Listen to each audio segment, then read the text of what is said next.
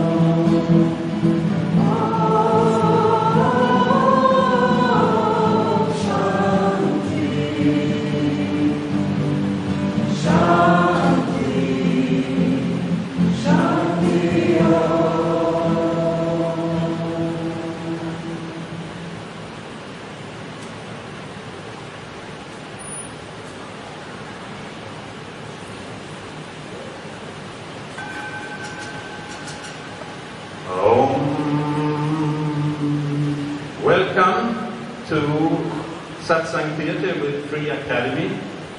The show is called Thus Spoke Shiva. And I'd like to start with a few minutes shared silence.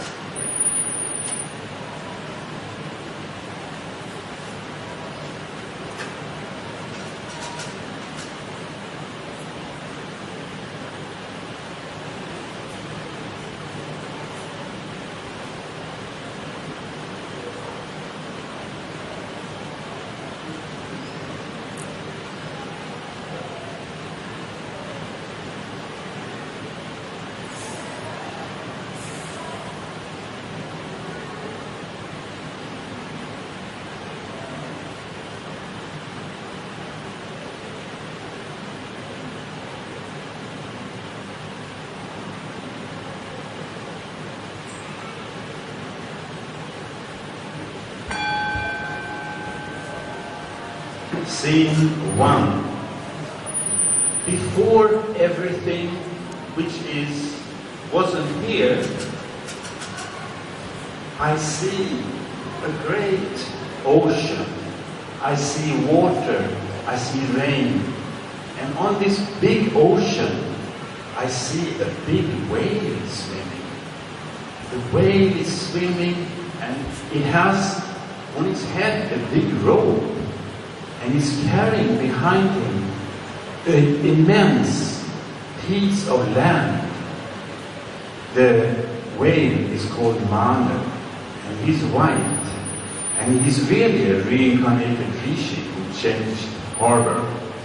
He swims and swims and swims for days and nights across this immense ocean of rain, dust, mist, and finally he comes to Asia, and he collides, and the whole splash, chong, and the whole Indian continent collides with Asia. And you can still see, if you go up the Ganges, how the rocks are standing tilted from that big, immense crash.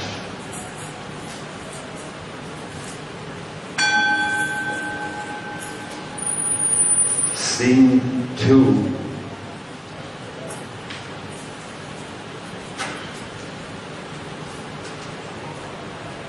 In the country of India, people are living prosperous, but they have one problem. And they go to the king of India at that time and ask him, "We have no water. What can we do? Please."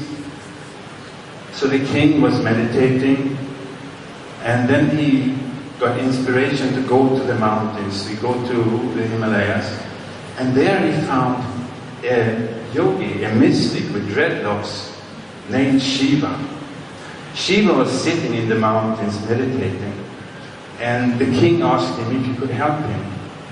So Shiva, who was very severe in his meditation, he had contact with the divine worlds, and he contacted a goddess called Gangaji. And she got attracted by Shiva's meditation, and she came down to him through the skies. And first she saw this yogi, but he looked terrible. He had dreadlocks. So she wanted to untie the dreadlocks and make his hair look nice. And in this, Gangaji got caught in the dreadlocks of Shiva. And in this way, Shiva caught Gangaji and into his hair, and she turned into the river which you see in front of us here, Gangaji. And that's why she is so holy, because she's the goddess of the heavens, Gangaji.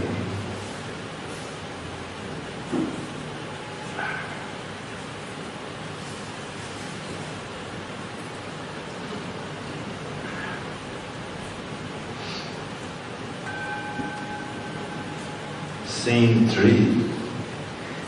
In this valley of the Ganges, Shiva lived high up in the mountains, and he had a beautiful wife called Devi, and she was sitting with him one day, and they were meditating, and she wondered, what strange world is this Shiva in? He was sitting totally silent, with a smile on his face, and she wondered, what is your reality? And now, I want you to help me a little bit. Can you please all stand up?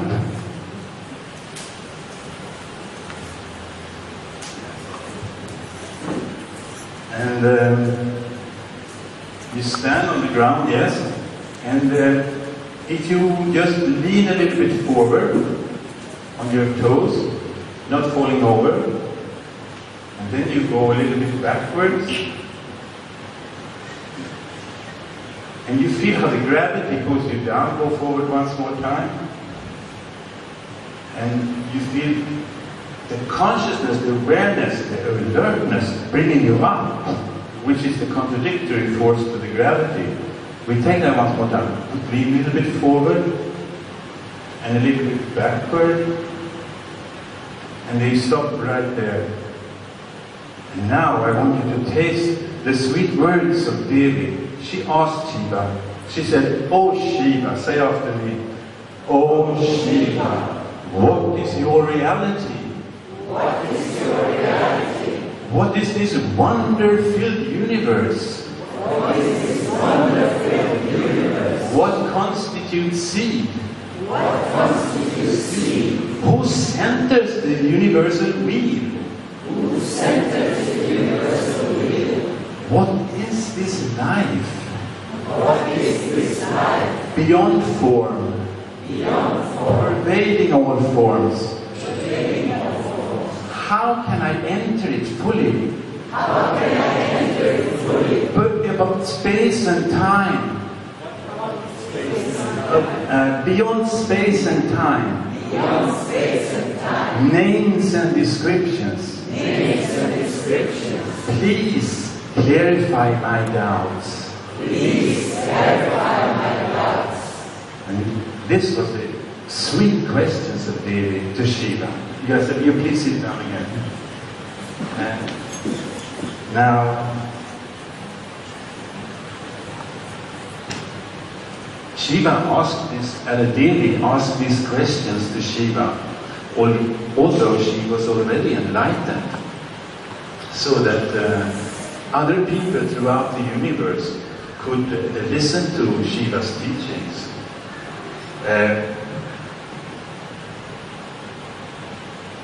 And the first answer Shiva gave was not to tell what his reality was. He didn't answer what his reality was because it's beyond words. So he said, "Oh, radiant one," because she was radiant, she was beautiful, she was shining. "Oh, radiant one, this experience may dawn between two breaths. When breath goes out and turns, and goes in and turns. At the turning points, realize." So we can do that for a few minutes. If you sit in meditation,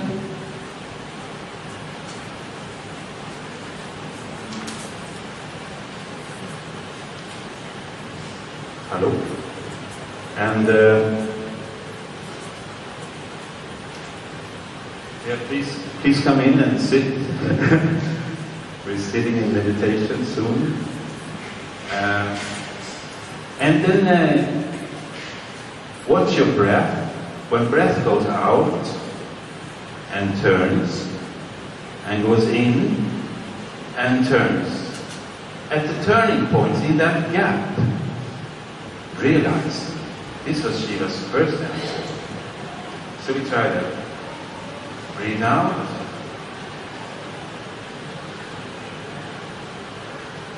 And breathe in. And watch the turning points.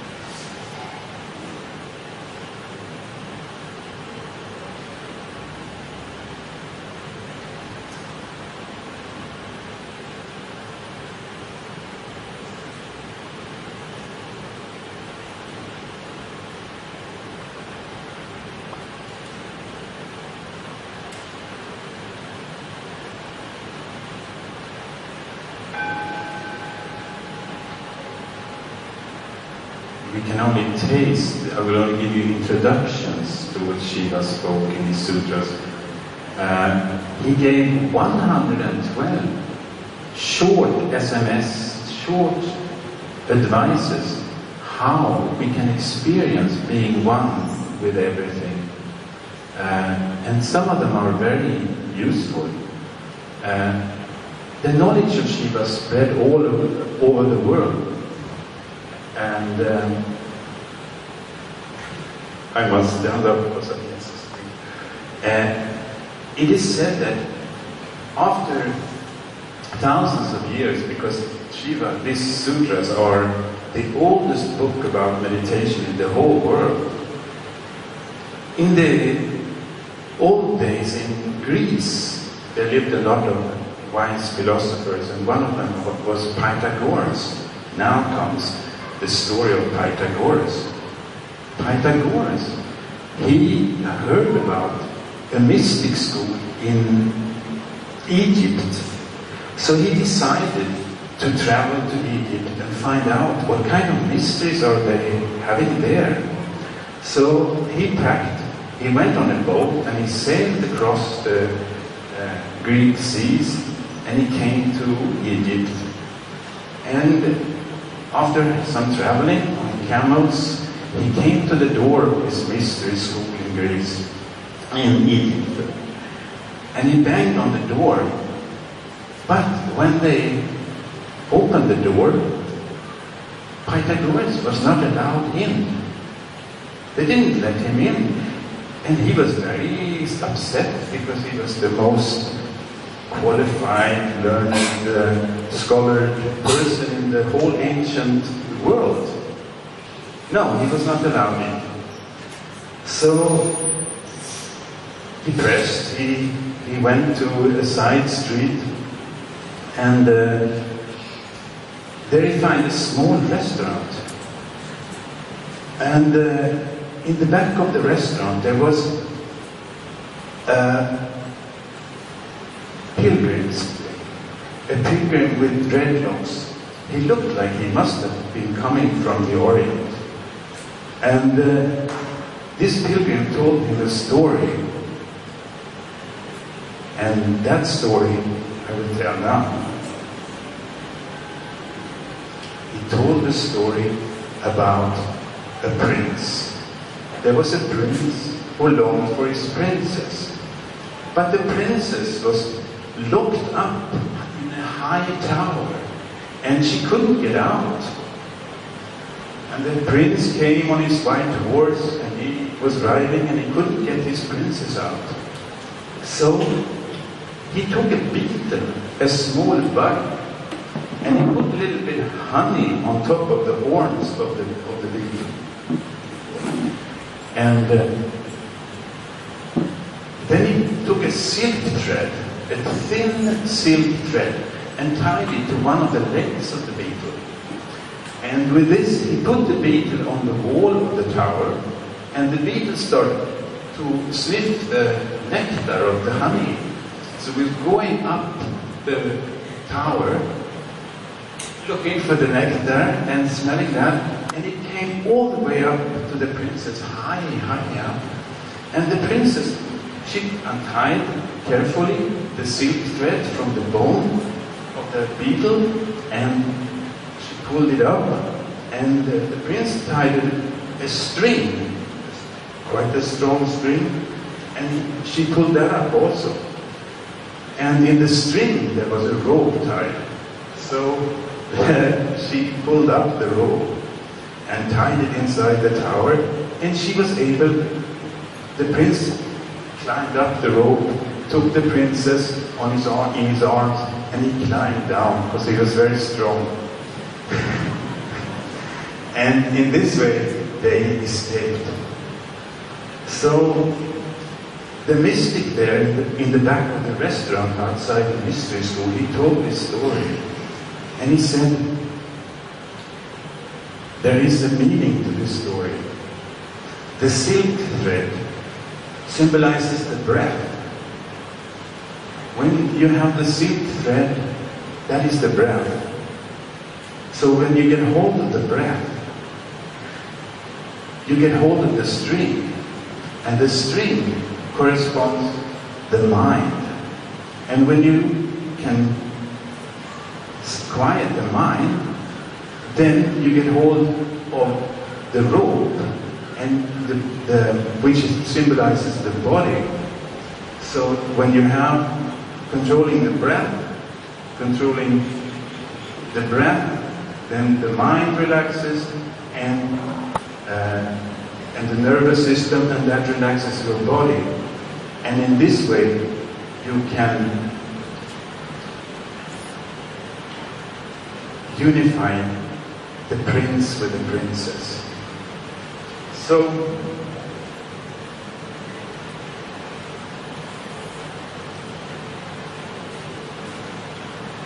Pythagoras decided to go out into the desert and practice this technique. And he did another technique from Shiva, which the sade, the saint there in the restaurant told him. And it was this one. You can say after me, in worldly activities,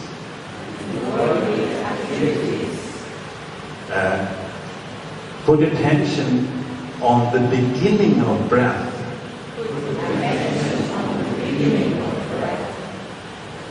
Between two breaths.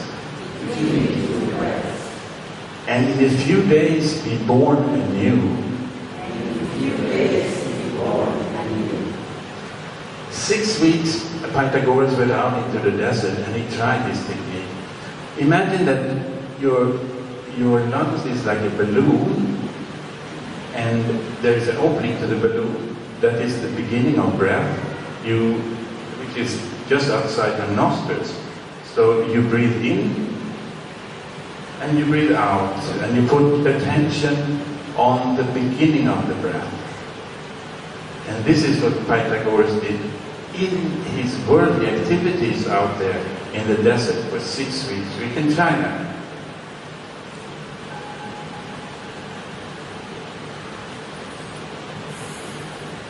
So feel how your breath is going out. And now it begins. You breathe in and out.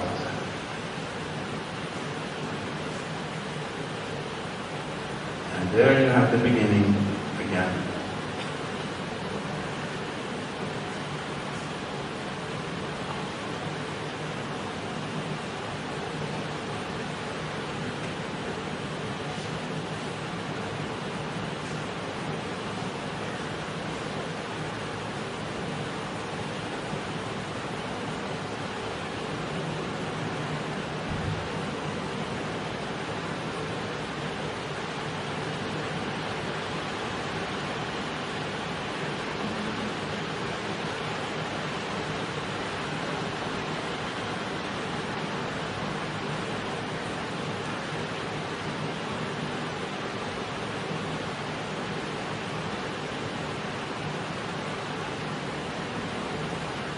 When your mind is riding on the breath, you have the silk thread, and it relaxes your nerves, which relaxes your body. And when you totally relax, you are one with the princess and the prince.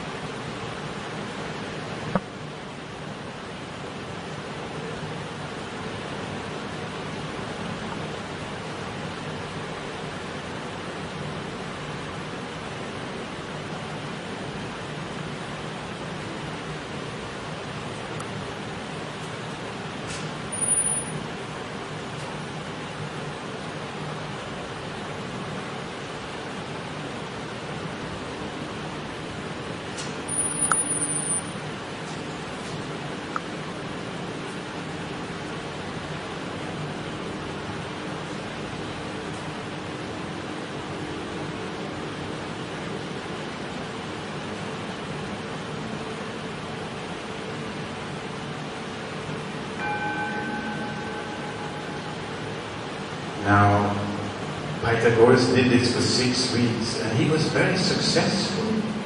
He came back to the monastery, and he banged on the door again, and now he bowed, and he said, "You were right. I was identifying myself. I thought I was my knowledge. I thought I was all my mathematical calculations. I was so identified with all these things. And now I realize that I'm not my thinking, I'm not my mind." And then he was allowed admission to the mystery school in Egypt.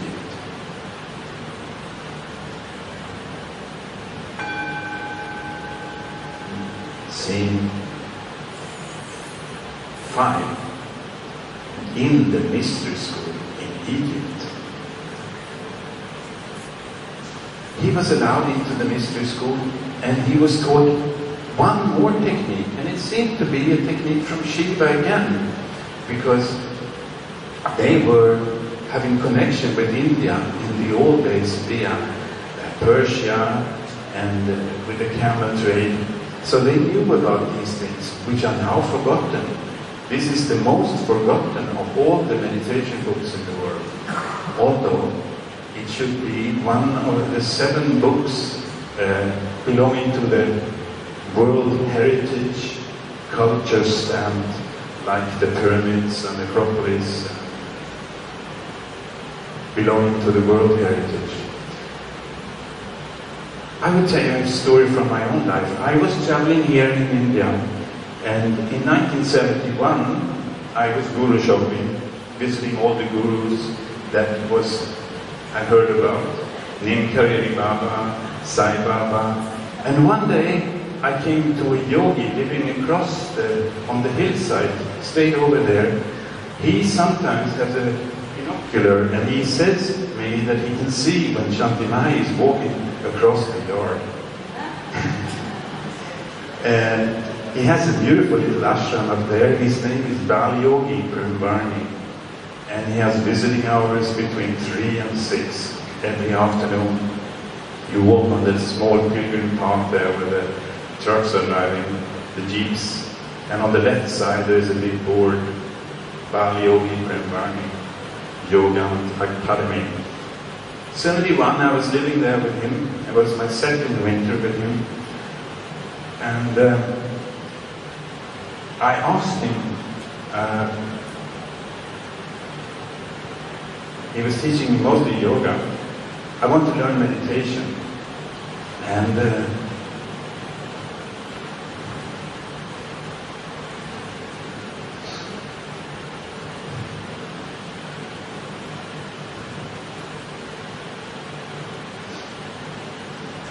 he said, you come 4 o'clock tomorrow morning and I will teach you.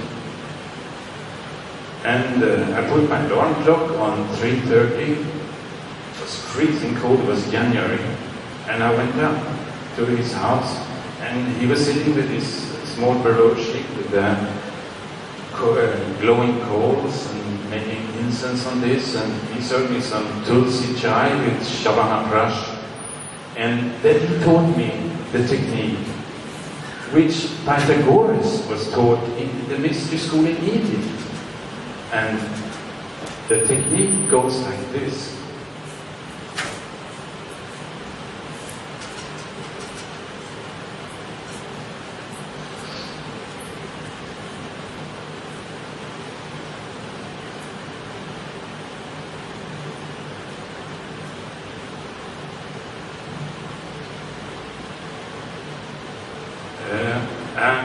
Shiva says, attention between the eyebrows. So you can say after me, attention between the eyebrows.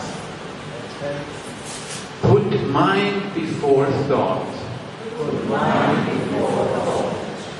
Let essence of breath, which is like the prana in the breath, let essence of breath fill form till top of the head, and there shower as light.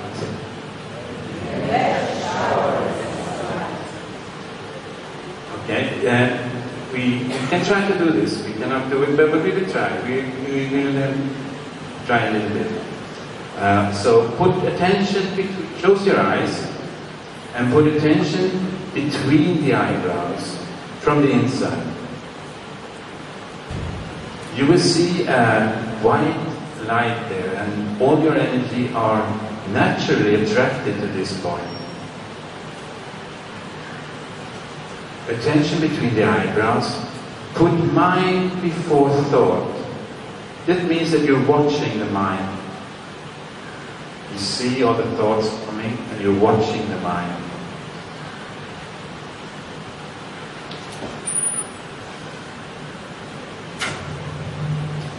Now let essence of breath, which is the prana in the breath, fill form.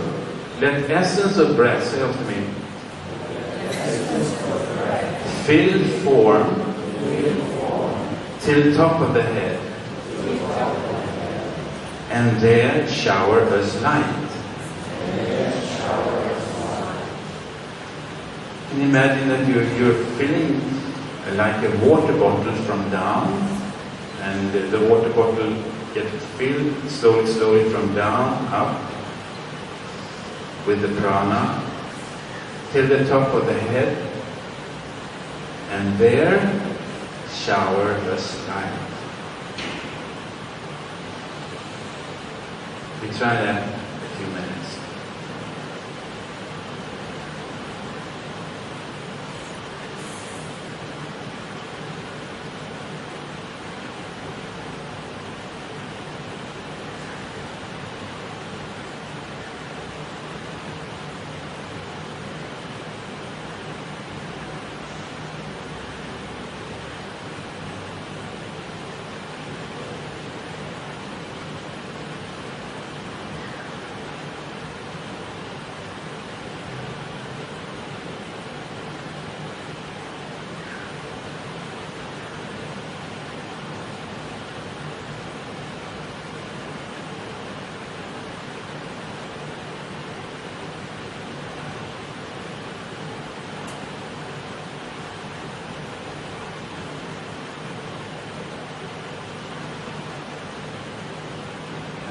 Between the eyebrows.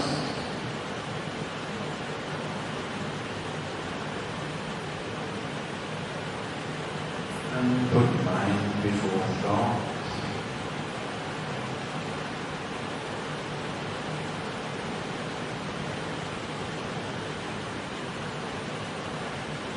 And let essence of breath fill form till the top of the head.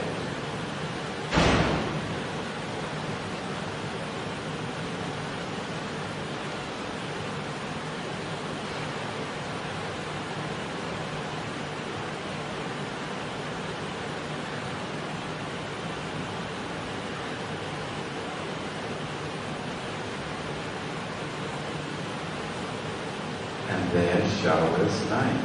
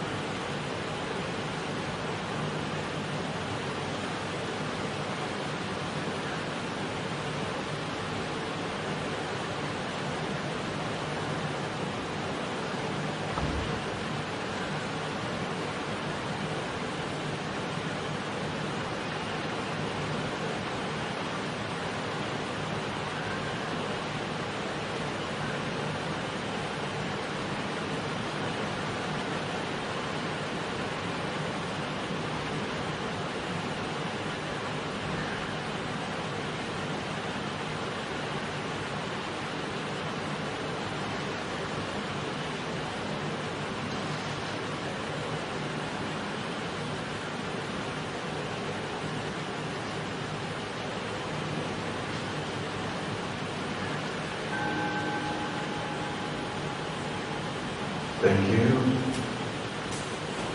We will only have a taste of the meditations, but I will introduce you to what is there. It is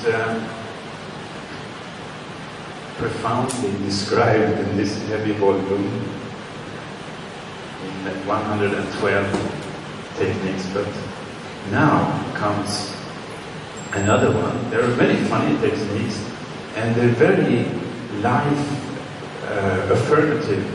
Now we will take the banana meditation technique.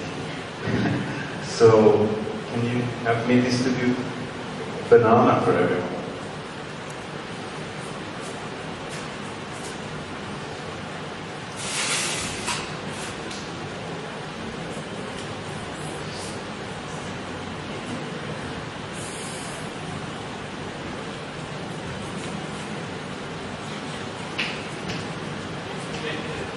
take a piece of a banana, yes, and you just smell on it first. Wait a little bit.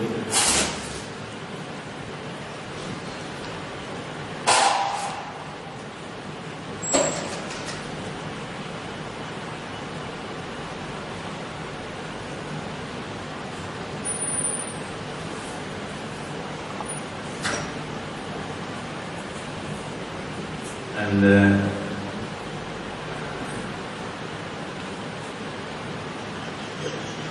there are many of the techniques from Shiva which he gave to his beloved Devi, where he tells, take something that you, oh, a whole banana, take it, it's enough with it if you like, please. Please.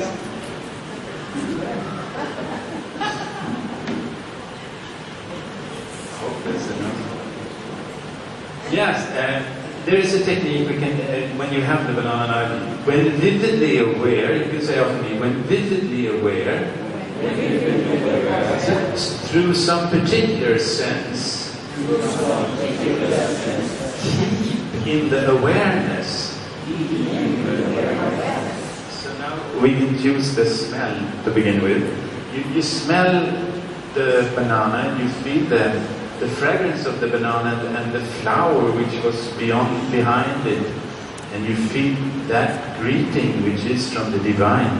Smell and become one with the smell. When vividly aware, through some particular sense, keep in the awareness. And through that being in that awareness brings you to here and now, and to that which is one with everything.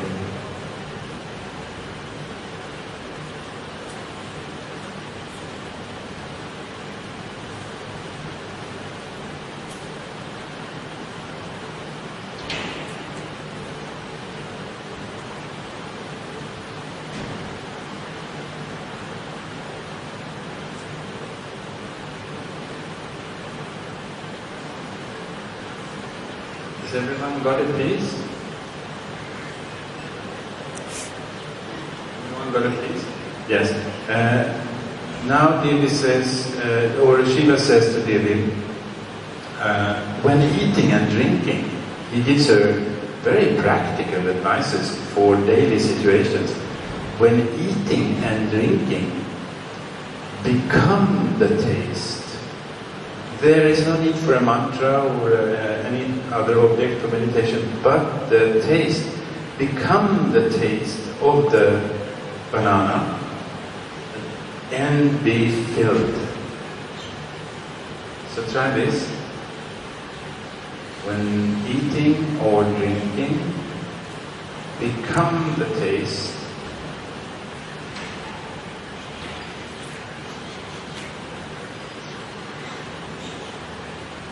and be filled.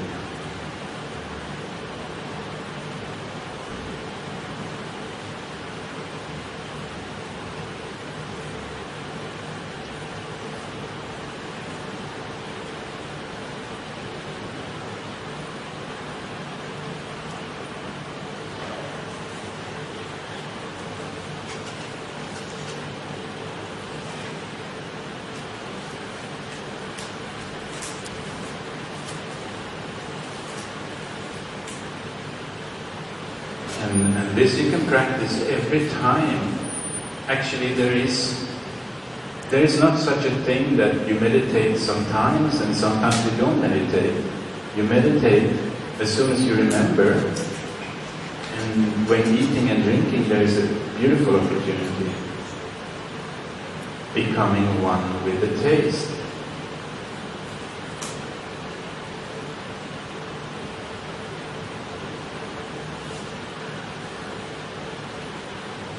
You can play. Can you play something on the guitar? A little bit instrumental,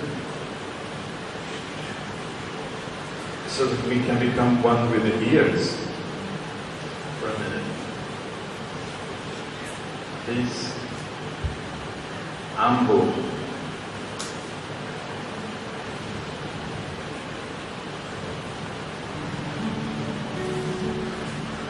Now you can get into your ears. And there is a technique, Shiva gives 3 techniques about listening to music. The one with stringed instrument is like this. When listening to stringed instrument, put attention on the central core, thus omnipresence. Feel that you are everywhere, thus omnipresence. So let's listen to Ambo for a few minutes.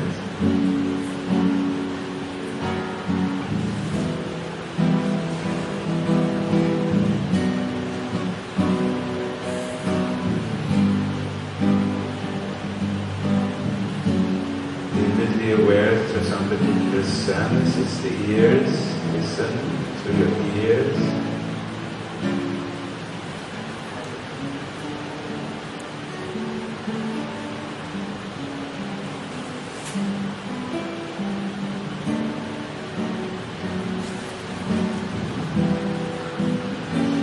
Keep in the awareness, thus omnipresence.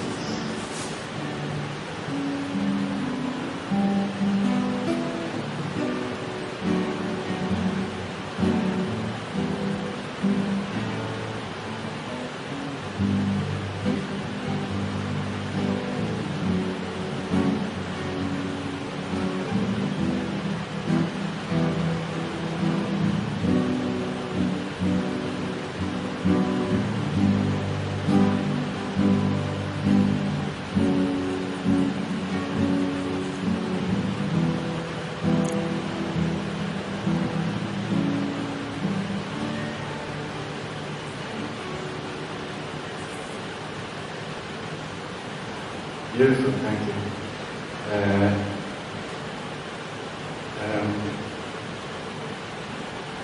We will try to do that in a little bit different way now. If you please stand up again. Now we'll do some exercise, we'll do some meditation standing. Can you make, I think the hall is big enough, you can make a circle. Can we do that? Can we make a big circle? Please.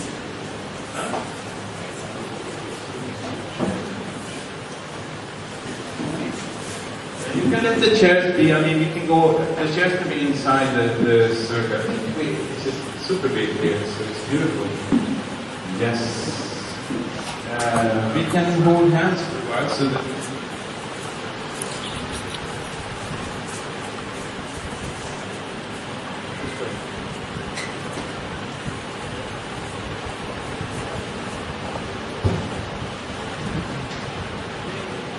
This is good. Now you can turn this way.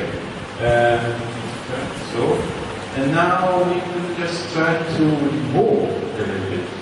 So if you stand, you can do that standing again. If you lean a little bit forward, over your toes, and feel the gravity pulling you down, and the awareness bringing you up, and back, over your knees, and then in the middle, there you are right now. Put your weight on the right foot and we lift the left foot, just lifting, carry down and setting down in front of you, a little bit, a step forward. And then we take the next foot, lifting, carrying and setting down. Now you can practice the feeling of the floor. When vividly aware to some particular sense, deep in the awareness, become one with your feet. As you walk, you feel the feet touching the floor.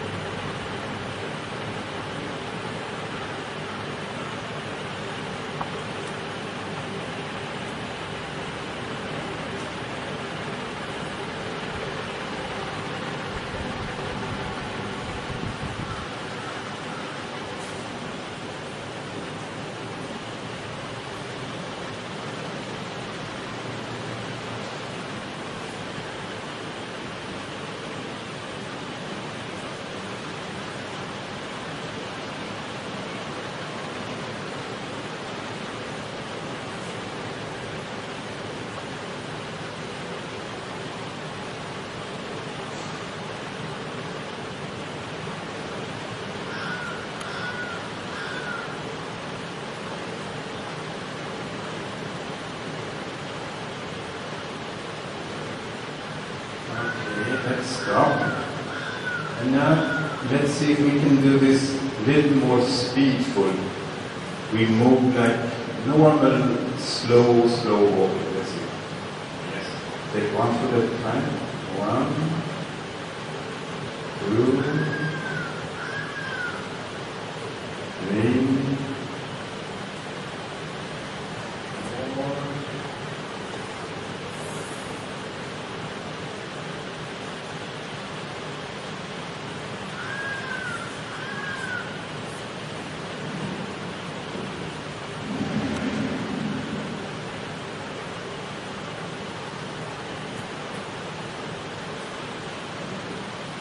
But don't lose the awareness in the feet.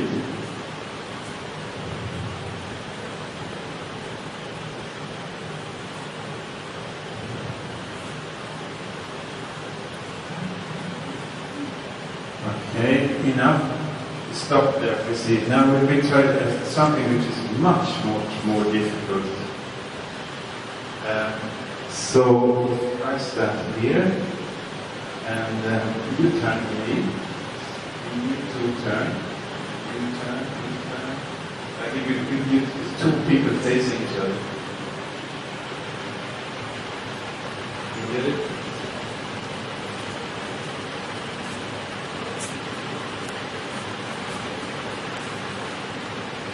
Does it become like a circle? Everyone is in? Are you there or you watching? Okay. So now how are we? Are we in the couples? No? Yes, we are. Alright. Good.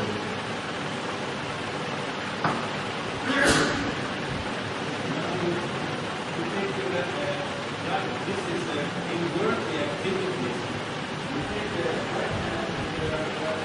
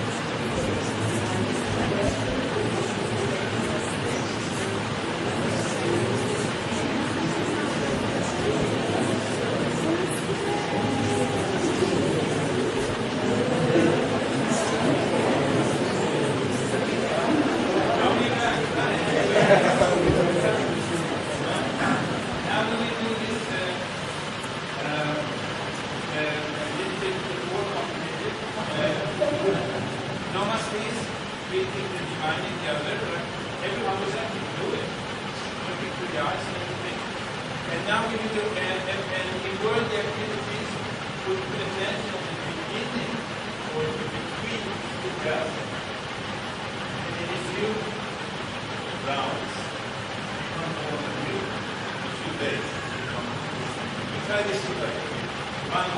person.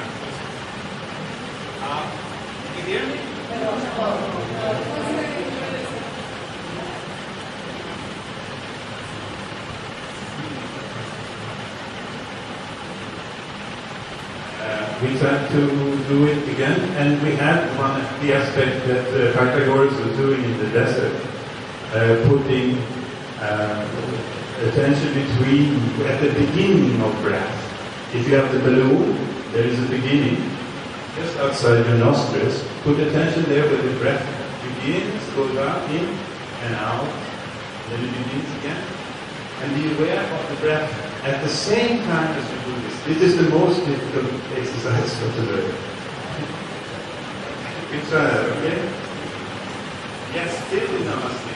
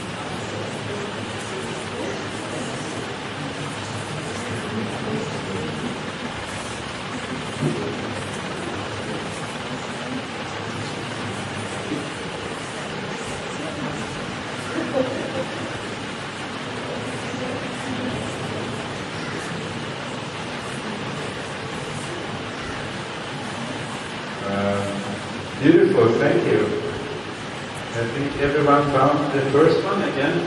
Okay, this enough for this time. Please sit down again.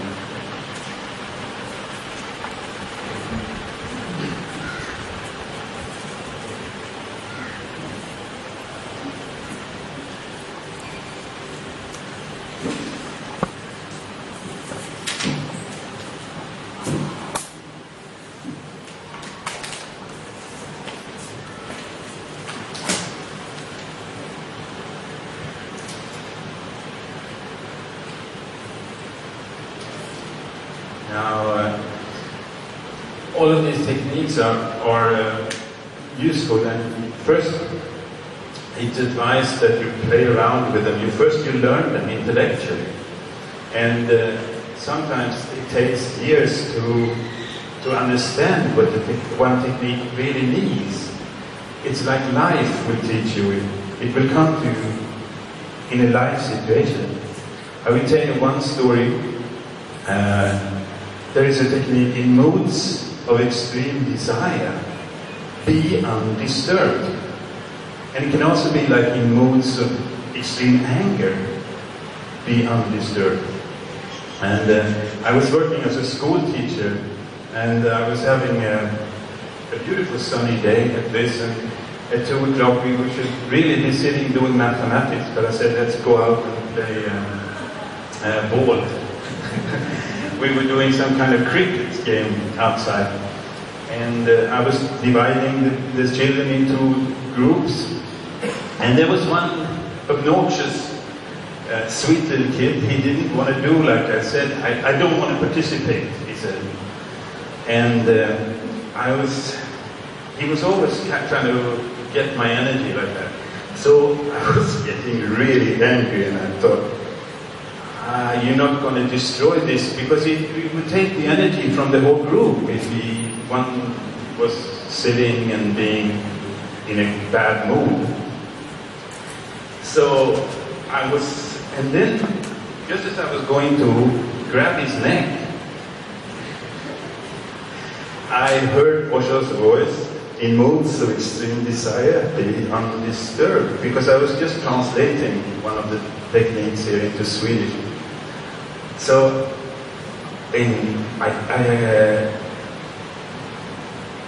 I did what you can do in that be undisturbed. There's two ways you can do when you get angry. Either you get out, you go out through your senses, you feel the anger in your body, and you hit the other one on the nose. Or you can turn totally 180 degrees around. It's like when in Sweden when we go skiing, you go skiing, and then the Lapps have a special way of turning. They turn like this, 180 degrees with the skis, and then they go back in the same track, which is very practical.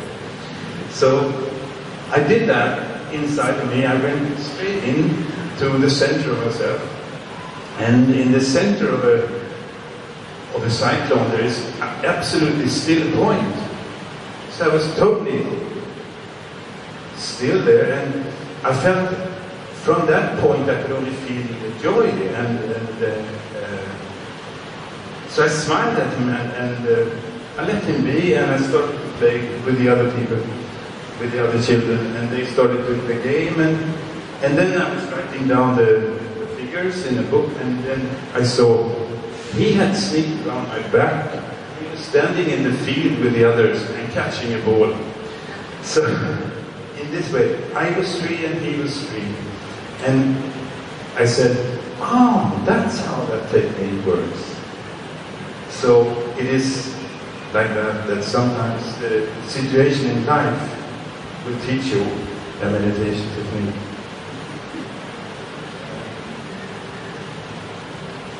Now there is another one. I traveled around India, like I said, and I had one question I put to all the gurus I met. How to quiet the mind. Because I understood that it's the mind that makes the mystery, the misunderstanding. How do we bring home the projections? How do we see things? How do we lift the veil of Maya and see things as they are? And this mind is always restless, or in confusion, or bored. So I went with this question to all the gurus. And then in 73 I was sitting with Osho, and he gave this technique to me, as how to quiet the mind was my question. He gave one of the Shiva techniques. And when I listened to that, my question dropped. It was, then I had no more question, and I went back to Sweden, started doing other things. And the technique was like this. I will give it to you, my favorite technique. It's like, it goes like this: wherever your mind, you can say after me, is wandering, internally or externally, at this very place, this.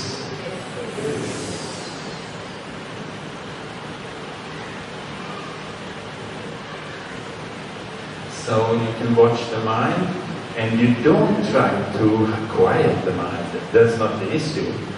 It's impossible to stop the Ganges, or stop the clouds moving, or stop the minds moving. But wherever your mind is wandering, internally or externally, at this very place, this.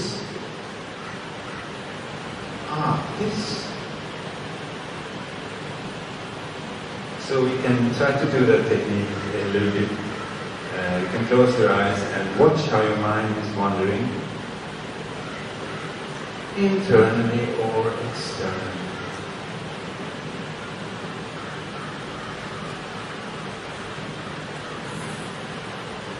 Just experience this.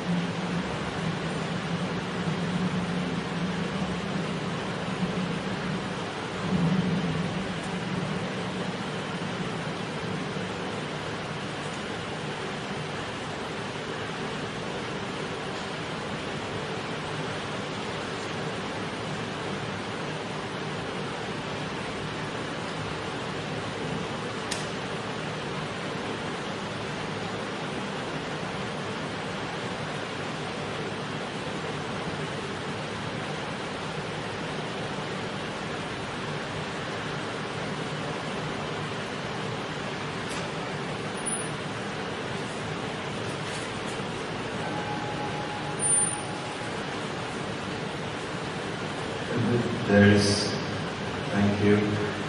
There is one more technique which is my favorite one also. It was the first one I translated, and it goes like this. Shiva looks at Devi and he says, "O lotus-eyed one, sweet of touch, when singing, seeing, tasting." When singing, seeing, tasting, can be walking, driving scooter. Be aware you are and discover the ever-living. We can do a little bit sing exercise. We can do 5 like bumblebees, 5 breaths with just bumblebees, and then O lotus-eyed one, sweet of touch, when singing, seeing,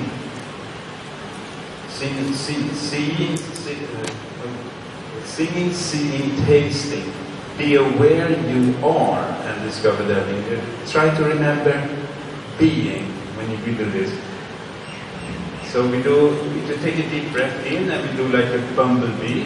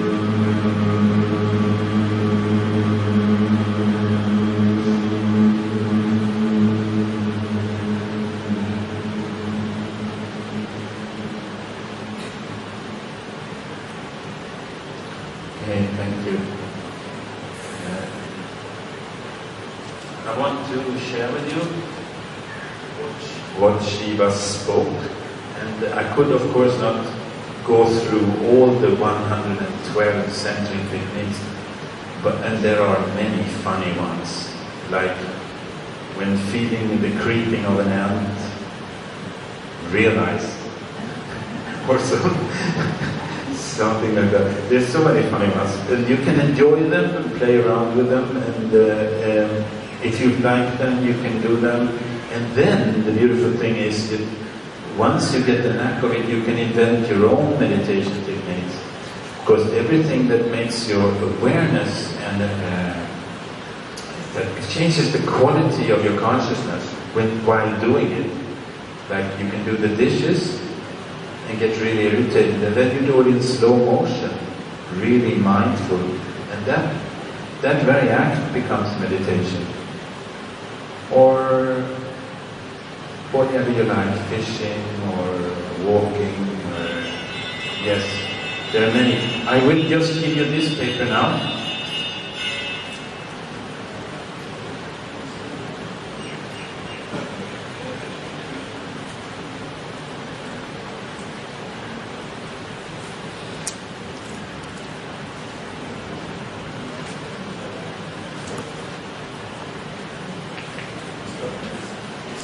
The paper starts on the side with the sweet questions of dealing.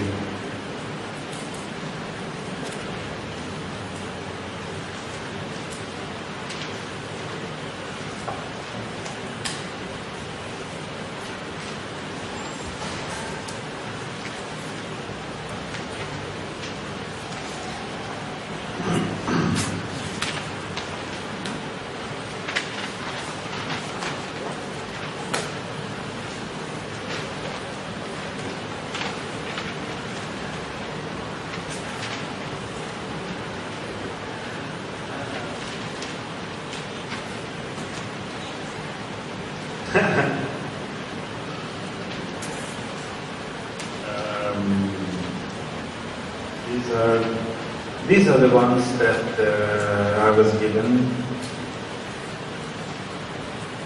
73, I was present when he gave those. But he was not Osho then, he was Bhagavan Acharya, Bhagavan Sri Recentioner. Rascal and a storyteller, unbelievable.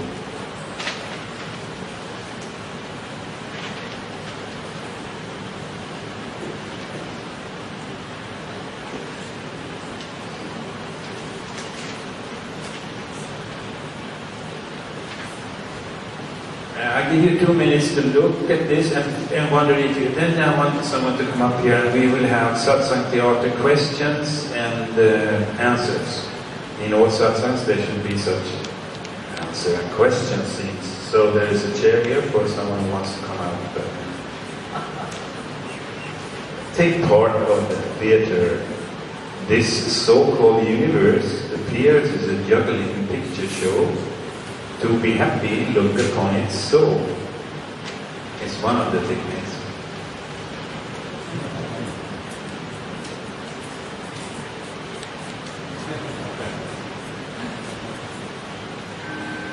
Okay, 1 minute.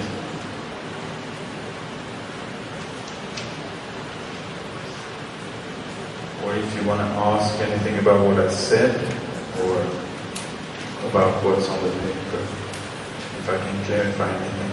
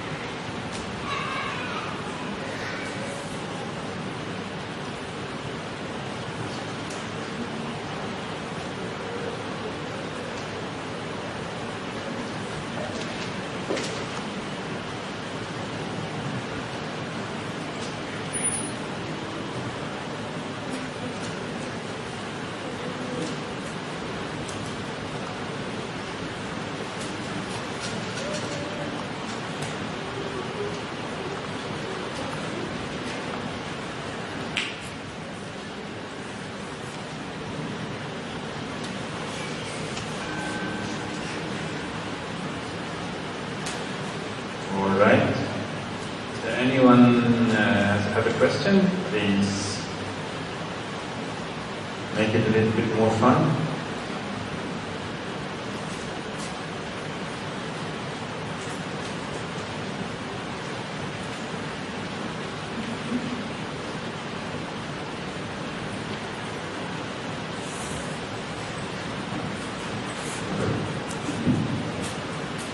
DEVADAS.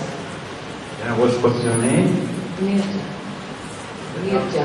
N-E-E-R-J-A. Nirja. Okay. Yes. And means crocodile. My question is about this: when in worldly activity keep attention between two breaths, and so practicing, in a few days be born anew. Yes. Yes. If this is possible in a few days, why is not everybody doing that? Yeah. Good idea. Yeah, we save a lot of trouble, you know? Yes.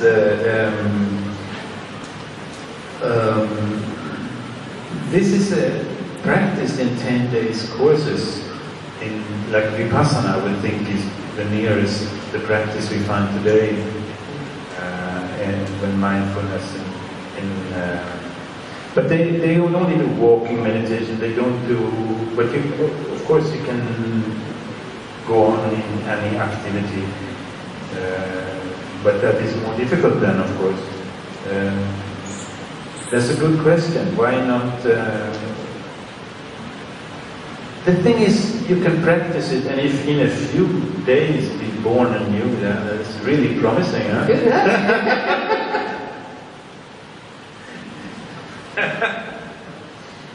Yeah, well,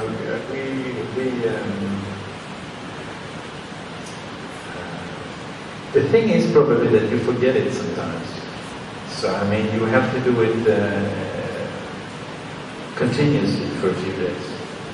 And I would think that would be very, very difficult, because we are not so mindful, and then you start to think about other things than your breath. You get excited and you hold your breath, and you forget everything. You get lost into the world of Maya, I would think. If you can do it 10 minutes, I think it would be very good. All right. But, so I think maybe he's right. He's saying that if you do it in a few days, you can be born anew. Let's challenge him. And, yes? What this sounds very interesting and very tricky question at the same time. But I feel that just being on the path of being aware of whatever technique is also here, whatever, like more the activity, keep attention, looking to breath, the stops. However, you must come up and take the microphone. I was saying that this question is very interesting. I never thought of it myself, and it can be also very tricky. But just by asking the question, it is also always when I say not you, I'm talking of all of us, with the achieving mind. And just being in that process of being aware of whatever technique is offered here. Just this is to be born anew. And it's not a question of this, it's a question of being in that state of awareness. And I see it like this, but I never thought of it. It's just now that I'm getting it. It's just being in a state, on the path of being aware, to choose to be aware, whatever the technique is. And I understand it like this. In few days means that immediately you're born anew. Right? Every moment is a new moment. When you're aware of that. I always continue. Every moment is a new moment. So actually, when you're aware of now, it's gone. Gone. So the morning, you don't have even to wait for your day. Here now. And I forget it thousands of times.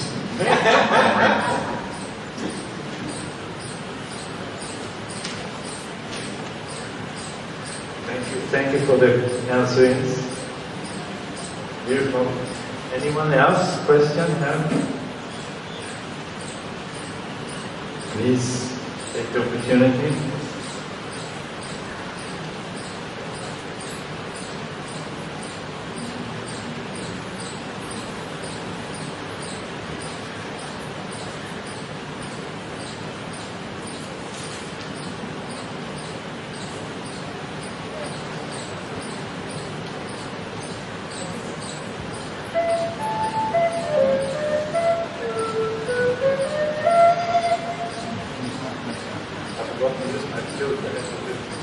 This is just a funny one, and this thing of the bottle, can you remind me where it is?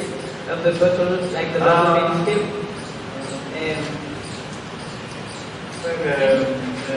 The talk side, is it? Yeah, attention between eyebrows.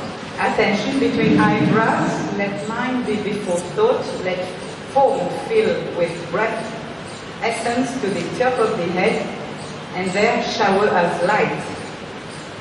While I was doing it, I was wondering, what is it about the out breath? Is it when we breathe out, then we feel that the bottle is like leaking, and then we breathe in again? It's just a technical.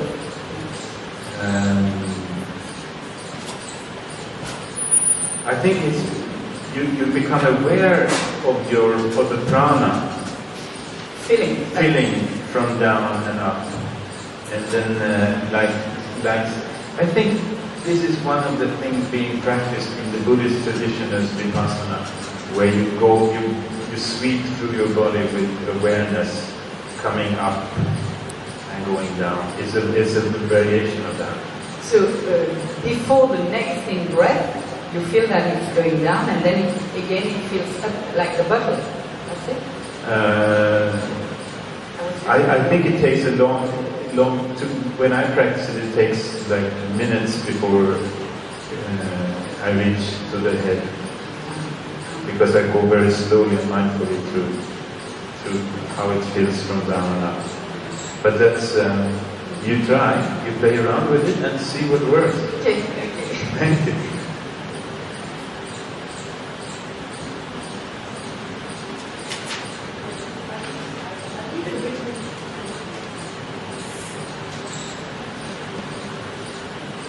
Originally from the Shiva Sutras of compassionate Shaivism, and that he then also took to Yes, these are the translations from the Shiva Sutras, yes.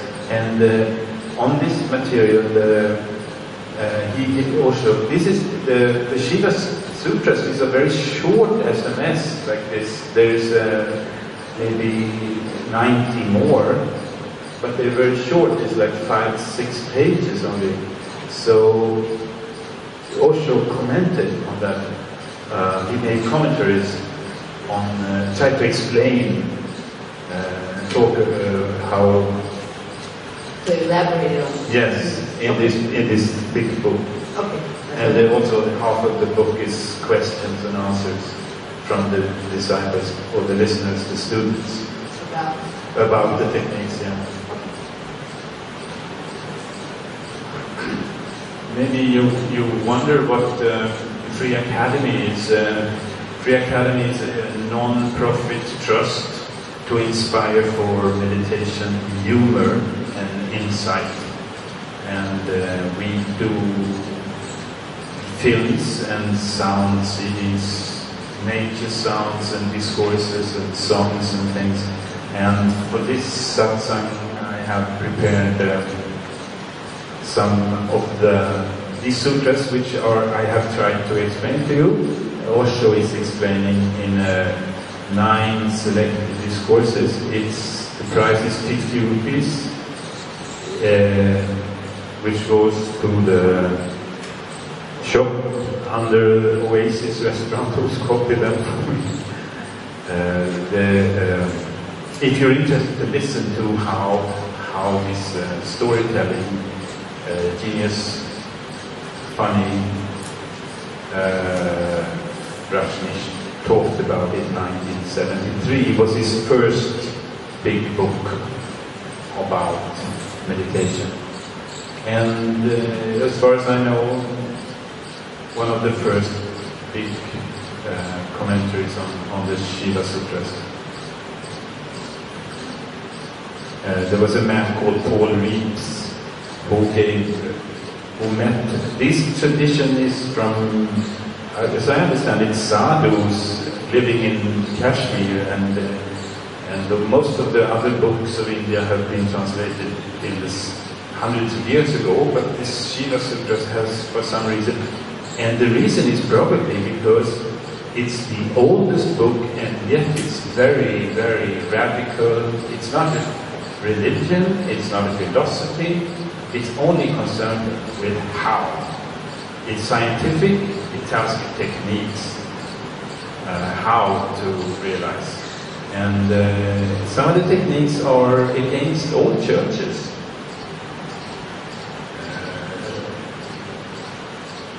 And very modern. I would just be interested to explore a little more your experience with the breath.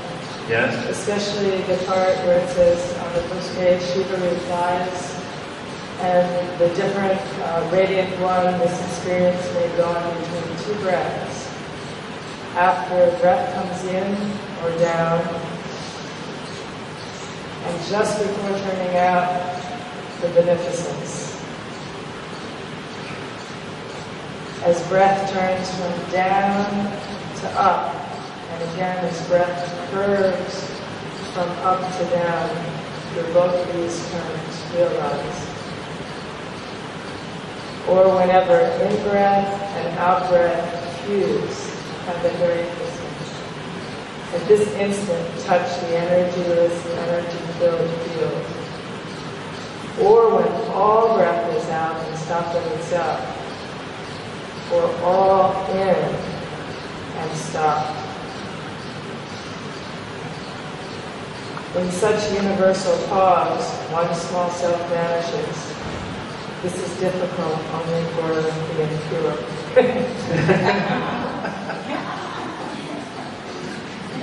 I think they're beautiful. I mean, these are like SMS from maybe some people say 50,000 years ago. Yes. And these are what's left from the love talk between Shiva and his beloved princess Devi. And they are beautiful. They seem also incredibly practical. They're very practical. Practical in the sense that if you pay attention to the breath in that subtle of a way, which is like even if just for a second or 3 seconds, it feels like there's some amazing truth about like in certain aspects of the breath, the thinking mind, of breathing in, something's happening, and suddenly there's a point of silence where there's nothing happening. Mm-hmm. And yet this strange thing is also happening where something that was going in one direction something which was going in one direction completely meets with this other direction. Yes. And in that moment it's like there's not room to have a self. Exactly. Yeah. But I haven't thought of this for a long time, and just to be reminded is it makes meditation more interesting now. It becomes very interesting and puzzling and fascinating and funny. And many of the techniques are about gaps, different ways. Like there's one from when going to bed and sleeping. And Shiva says when sleep has not yet come and awareness of things vanishes.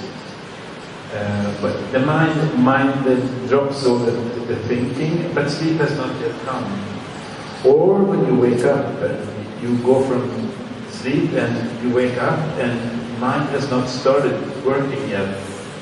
And in that very place, which can be like a split second from just when you fall asleep, just before falling asleep, or just at the moment when you wake up.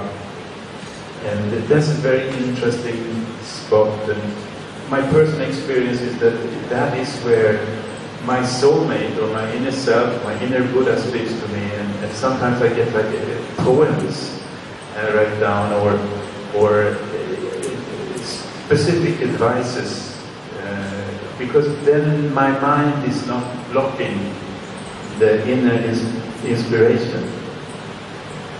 And so it's very interesting.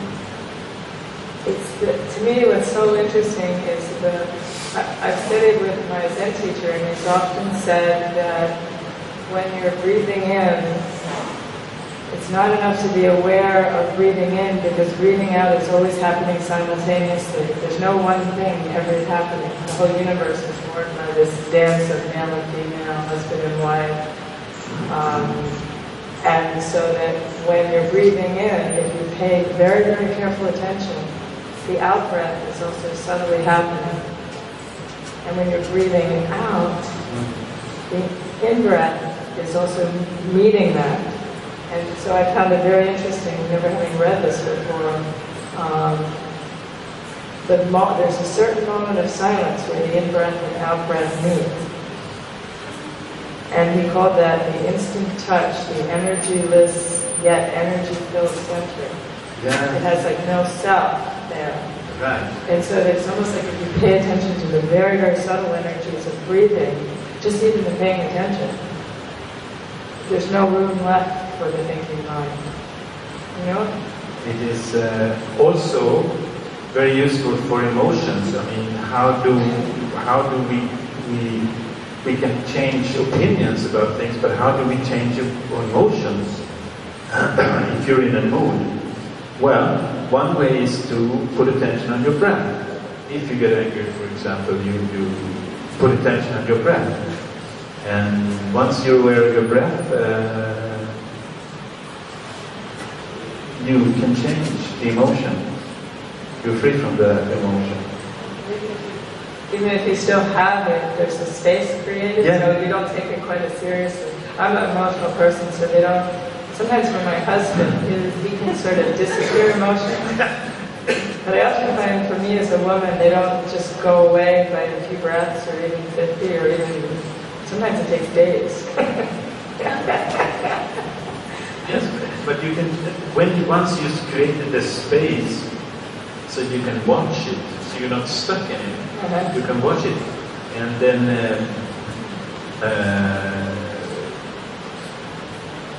you can become aware of it, and you have the possibility to act instead of reacting. Oh, what a relief, huh? And that is the beauty. Like when I worked as a teacher, if you react to the children all the time, you're lost, basically. But so I mean, using the breath technique, you can create that space of watching the mind and the emotion, and then you can act instead and surprise them. Hopefully, it is helpful. I find it. That's my experience. Well, thank you for sharing this. This has been so lovely. Thank you. It's been very, very lovely. I just feel appreciative for you having done the work to share this. Thank you. And it's wonderful to realize these techniques are so old and tested. Yes. Thank you. Okay.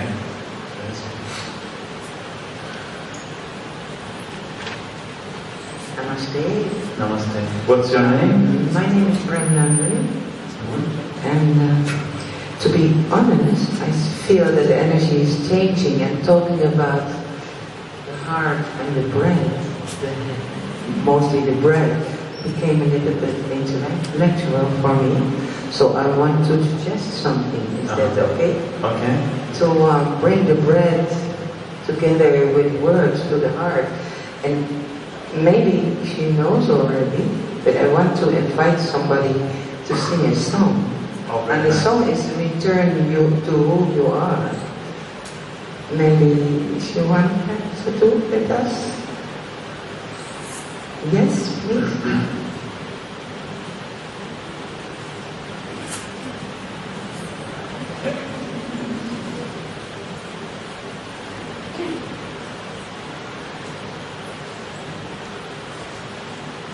I never normally was singing really, but so she invited me to sing this song, and I will of course sing it. You feel free, yes, please. It was written by a rabbi after the Holocaust.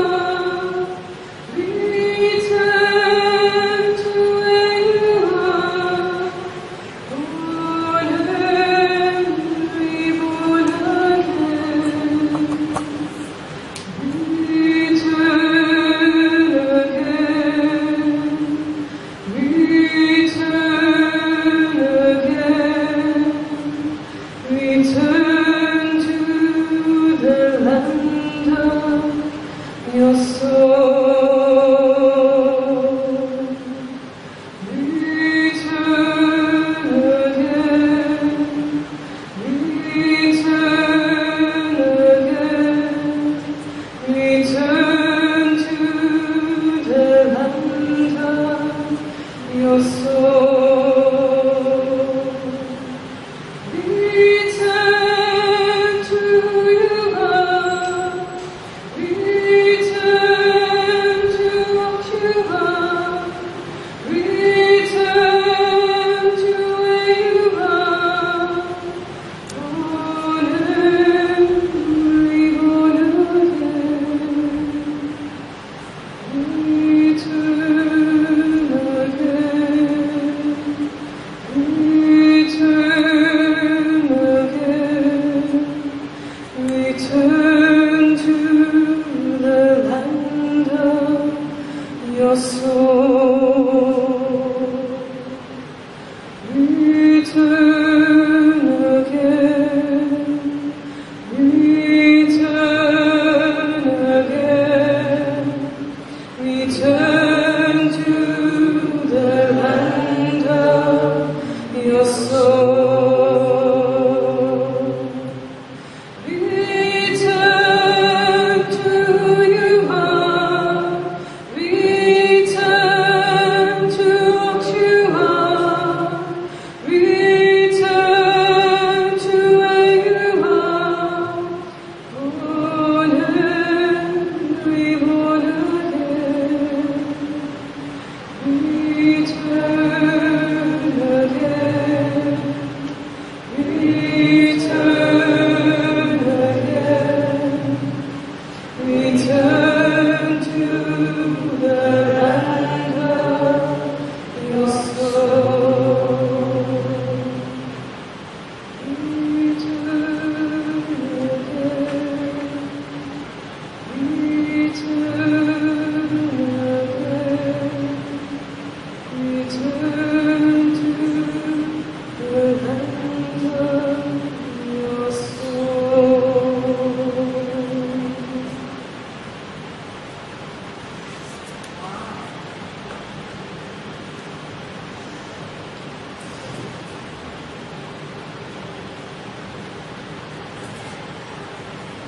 I think this was the most beautiful ending of this Satsang theater, and I'd like to thank to Satchadam and our beloved Shanti Mayi who let me have this happening here.